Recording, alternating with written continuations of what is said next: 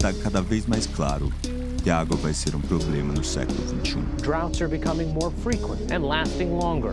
Cape Town is preparing for the day when it just might have no water at all. The past 4 years have been some of the driest in California's history.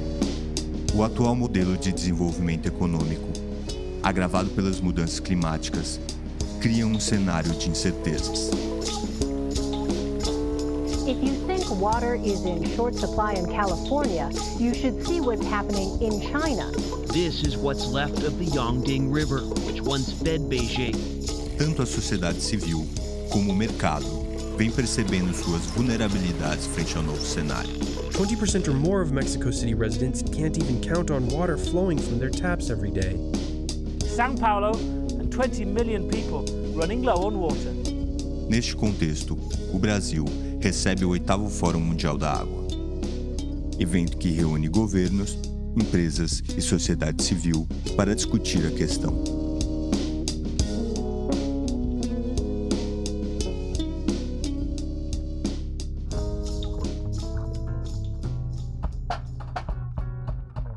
O Fórum Mundial da Água reúne empresas, especialistas e tomadores de decisões para discutir em nível internacional estratégias de ações para a gestão de recursos hídricos e saneamento. A edição brasileira recebeu cerca de 10 mil pessoas de mais de 170 países na área paga e restrita do evento, onde durante 6 dias foram realizadas mais de 300 sessões em torno do tema.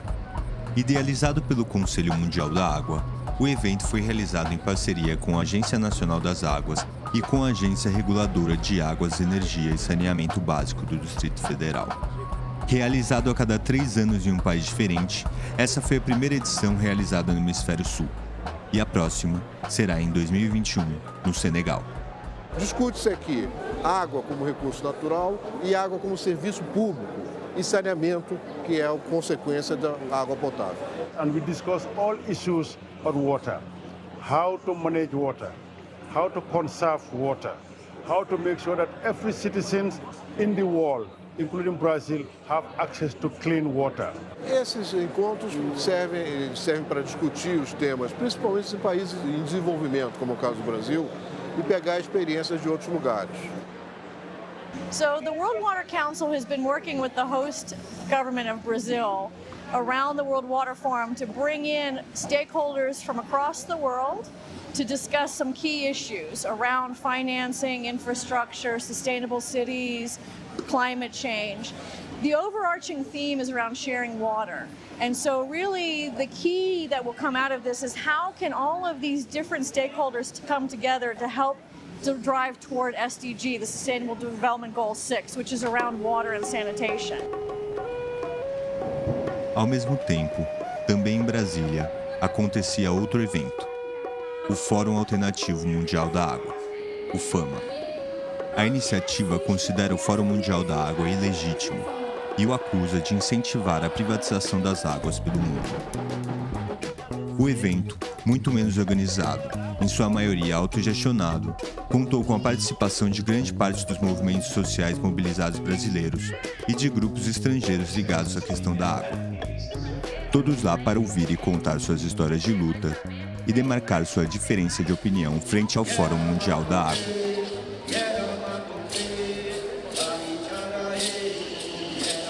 Foro Ufficiale dell'Acqua è programmato da una organizzazione privata che si chiama Consiglio Mondiale dell'Acqua, che è l'organizzazione delle multinazionali dell'acqua, e loro organizzano ogni 3 anni questi incontri. Quindi il settore privato, le multinazionali chiama il potere politico, chiama i parlamentari, e fanno gli incontri. Noi come Movimento dell'Acqua Mondiale prima partecipavamo agli incontri che facevano loro, però quando facevamo delle domande ci cacciavano fuori. Ed è per questo che dal 2006 abbiamo costruito i fori sociali mondiali alternativi, a partire da Città del Messico. L'abbiamo fatto a Città del Messico, l'abbiamo fatto a Istanbul nel 2009, a Marsiglia nel 2012 e qui abbiamo partecipato all'organizzazione di questo forum. Esse fórum alternativo ele existe no primeiro sentido para ser um espaço de contraposição ao que se faz e ao que se diz no Fórum Mundial das Águas, que no nosso batismo é o Fórum das Corporações, né?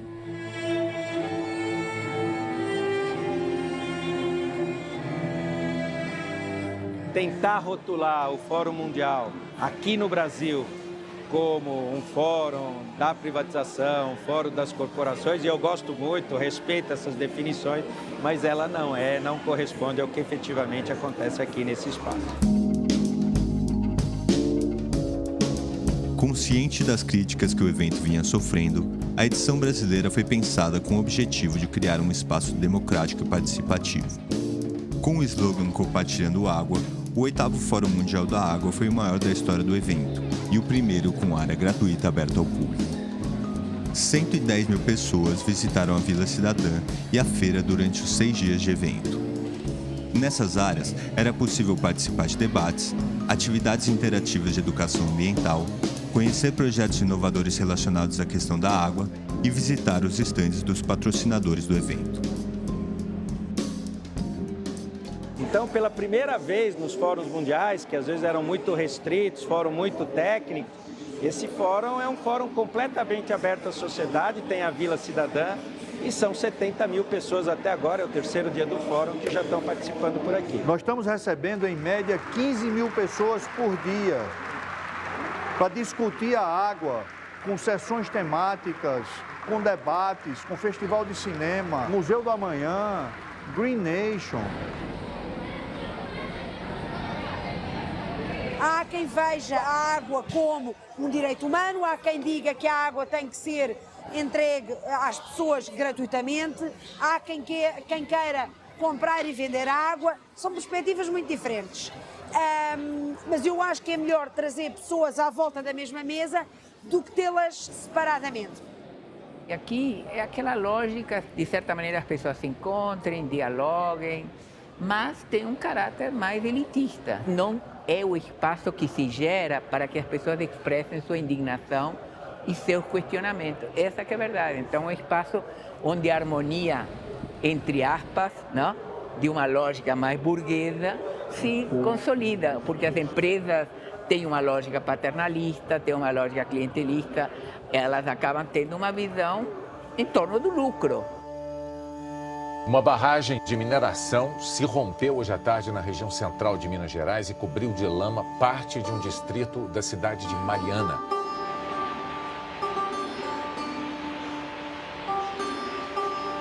O tsunami de lama matou 19 pessoas, arrasou várias localidades de Minas Gerais e desceu mais de 600 quilômetros pelo Rio Doce até chegar ao Oceano Atlântico, devastando a fauna e a flora em seu caminho.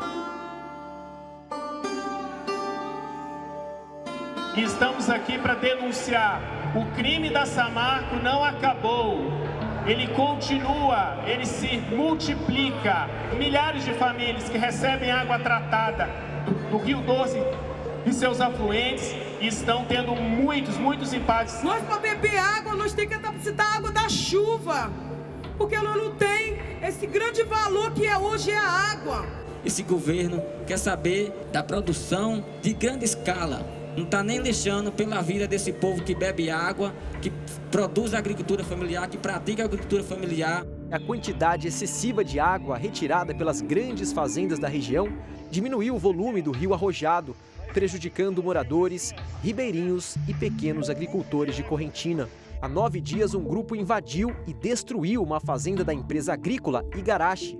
Os manifestantes afirmam que a fazenda retira mais de 1 milhão de litros, 1/3 do necessário para abastecer a cidade inteira de Correntina. Parece que camponês não é nem para viver. Camponês parece que é para trabalhar mesmo de empregado para o capital. A questão do poder, a questão do agronegócio, a questão do dinheiro mesmo faz muita diferença. Então, muitas das vezes, tem coisas que acontecem sem o nosso consentimento.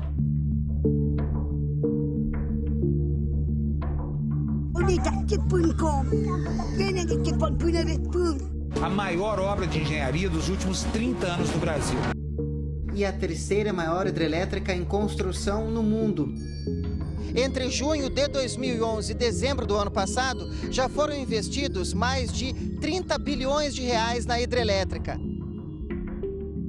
Belo Monte hoje é um exemplo disso. Foi um projeto sobre a corrupção e todos vocês aqui sabem, mas que não trouxe nenhum benefício para as populações do Xingu. Quem vai pagar pela destruição do rio Xingu, dos povos indígenas, das comunidades ribeirinhas? Qual é o ressarcimento que vai pagar o que perdemos? Isso, pessoal, para nós não é desenvolvimento.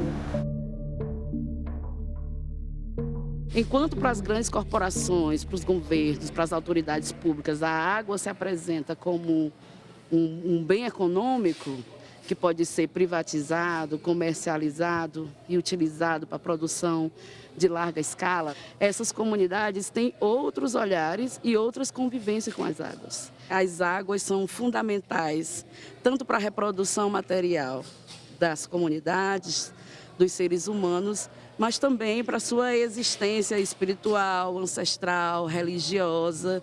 Então, são pontos de vista que disputam. É muito complicado para nós entender que as grandes corporações eles não vão de forma alguma querer concordar conosco.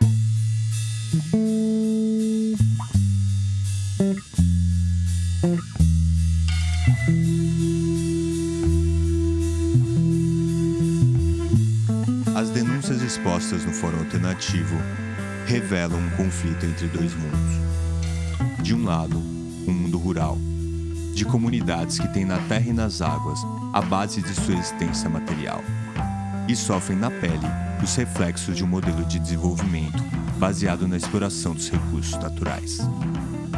Do outro lado, um mundo urbano industrializado que se baseia no mercado e tem como necessidade o aumento do consumo e o crescimento econômico. Apesar das discussões do 8º Fórum Mundial da Água também trazerem aspectos ligados ao campo, tem como principal foco os impactos da falta d'água e da poluição dos recursos hídricos para as cidades e para o mercado. A aparente desconexão entre campo e cidade se revela na água e em sua materialidade. A água está distribuída de maneira desigual no mundo e nos territórios, de acordo com o clima, relevo, entre outros aspectos. Mas todos os seres vivos e qualquer processo industrial precisa dela. Quem vai ter direito à água?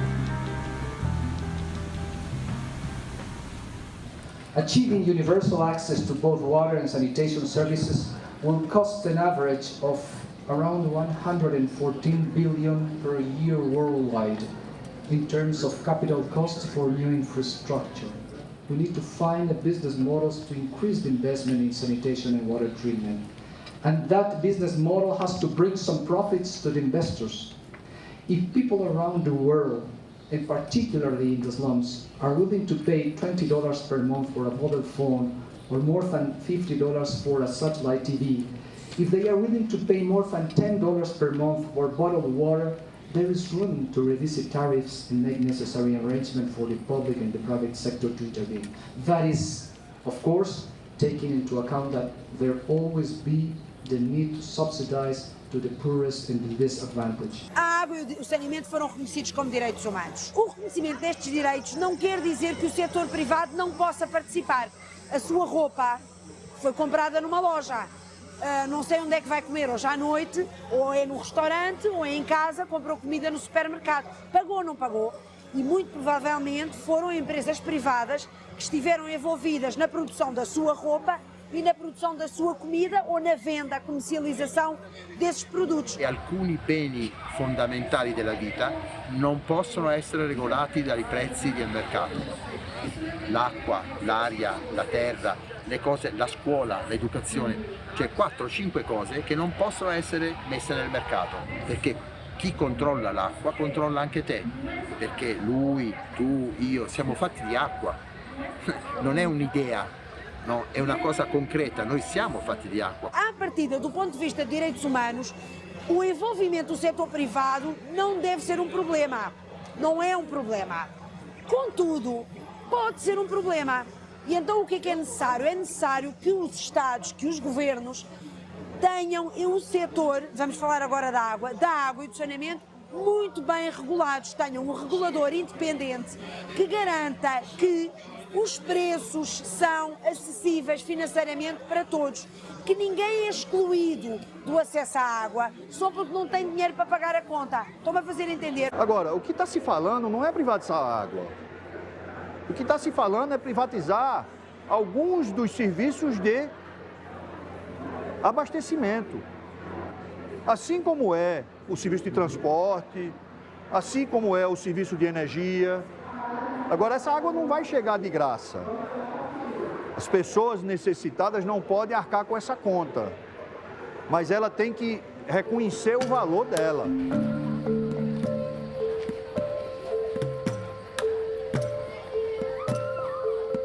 Na Vila Cidadã, a gente tem percebido que os temas mais democráticos e da democratização da água, eles têm tido mais espaço.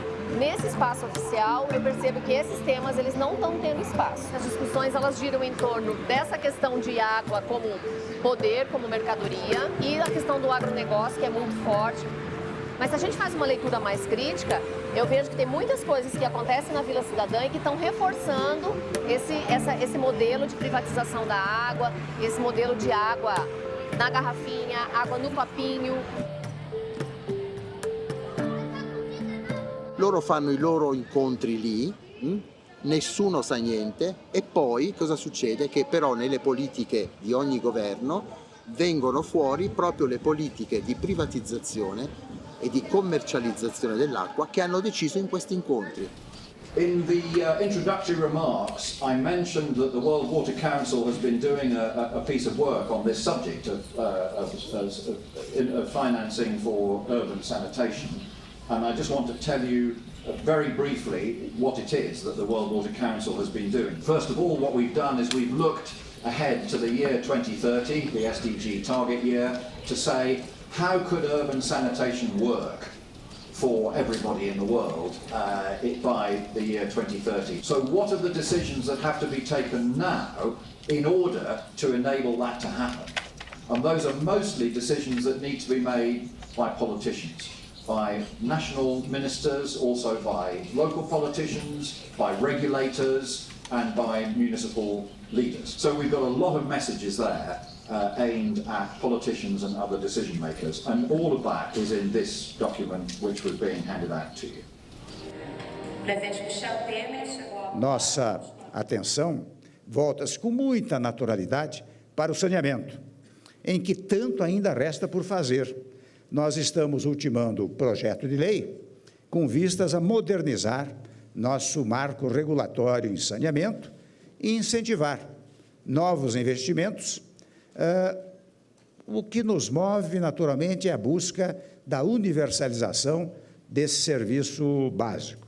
Se formos pensar em 2033, de ter no país a universalização do serviço de esgoto, de esgotamento sanitário, mais acesso à água, nós estamos falando, esse número varia, mas pode ser de 15 a 20 ou mais de 20 bilhões de reais por ano de investimento para os próximos anos, para que a gente consiga tirar o país dessa situação que ele se encontra hoje. Em qualquer lugar do mundo, 20 bilhões de reais é muito investimento. O privado tem condição de absorver parte desse investimento, mas hoje nós temos um arcabouço jurídico regulatório que precisa trazer mais segurança para quem quer investir no país. Então, na perspectiva da segurança jurídica e regulatória, é muito importante que a gente se debata, que a gente debata de alguma forma diferente de como a gente pode unificar essa regulação, pelo menos, porque qualquer outra coisa diferente disso será paliativo. Nos anos 70, durante o boom de urbanização brasileiro, surgiram diversos problemas graves de saúde pública.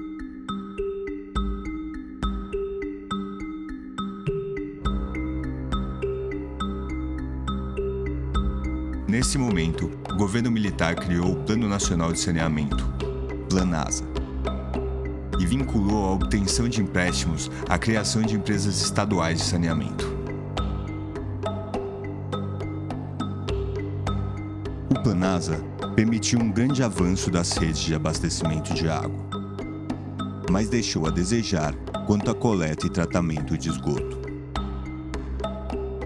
As empresas estaduais de saneamento que conhecemos hoje são resultados deste plano.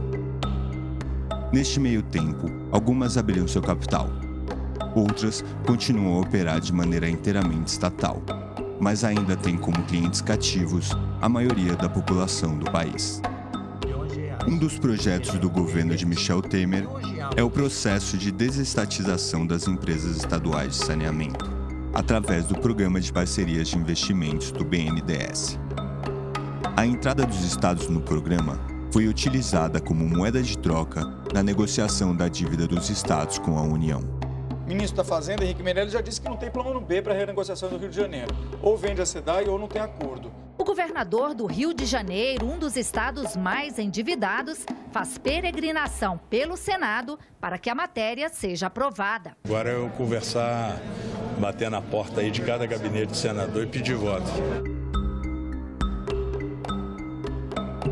No dia 6 de julho de 2018, dia em que o Brasil foi eliminado da Copa do Mundo pela Bélgica, o presidente brasileiro Michel Temer assinou uma medida provisória que cria um novo marco regulatório para o saneamento no país. A ideia é trazer mais recursos privados e, com isso, aumentar a concorrência entre as empresas interessadas em prestar os serviços.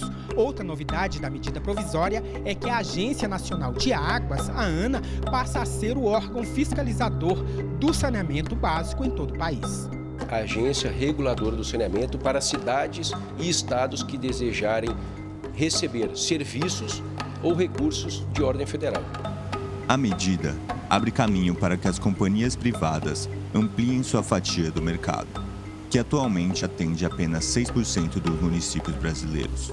Associações da área de saneamento acusam que o novo marco regulatório poderia desestruturar o setor, fazendo com que as empresas privadas fiquem com o mercado das maiores cidades, deixando para as estatais os municípios que operam com baixo orçamento ou prejuízo. O momento político não ajuda, não é uma discussão do fórum, mas obviamente aqui no Brasil fica contaminado por esse clima, onde a orientação geral a respeito da água e do serviço de saneamento sinaliza fortemente no sentido de maior participação do setor privado e das privatizações. O que nós temos que olhar é que haja controle da sociedade sobre a gestão do serviço. Esse, para mim, é o papel fundamental, seja das empresas públicas, seja das empresas privadas, porque a empresa pública de São Paulo, durante a crise hídrica, ela teve um comportamento do quê? Não? Uma empresa com falta de transparência, com falta de prestação de contas, uma empresa que foi pressionada, o governo do estado foi pressionado a mostrar os dados corretos sobre a água disponível, e era uma empresa do estado, em pública, só que ela tem 51% público e 49% privado, e uma empresa que depende desse recurso privado para seus investimentos, mas que tem que distribuir lucros junto aos seus acionistas. Hoje, mais da metade da população brasileira, isso é, mais de 100 milhões de pessoas, não possui acesso à rede de esgoto. Além disso, de todo o esgoto coletado, apenas 40% recebe o devido tratamento. É evidente que o país precisa de mais investimento no setor, e qualquer dinheiro que for investido terá resultados positivos. Mas sabemos que a lógica capitalista tem como grande objetivo o lucro. E nessa lógica, o que é escasso custa mais caro. No mundo que caminha para tantas incertezas, políticas, econômicas e naturais, como garantir a segurança desse bem finito, essencial à vida de qualquer ser vivo? O Estado, cada vez mais endividado e desacreditado, apresenta como solução atrair o interesse de investimentos e de lucros para o setor privado.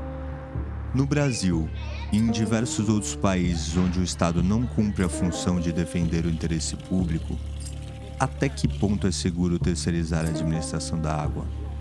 Quem vai garantir o acesso à água para aqueles que são desinteressantes ao mercado? Se as pessoas não se organizam, não se mobilizam, elas vão ser engolidas pela lógica das empresas. Isso que precisa entender. A sociedade tem que se organizar, tem que se mobilizar. E não é apenas num fórum que isso tem que acontecer no cotidiano.